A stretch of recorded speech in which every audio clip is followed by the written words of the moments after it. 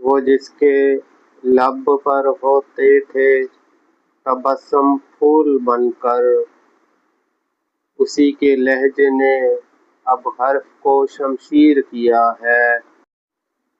سخن کے رنگ میں ہم نے اسے تصویر کیا ہے، مگر اس کی جفا کو ہم نے بس تقدیر کیا ہے۔ میری خوں سے لکھی ہے جو وہ روداد تمنا ہے، کہ ہم نے ہجر کو بھی زیور تعزیر کیا ہے۔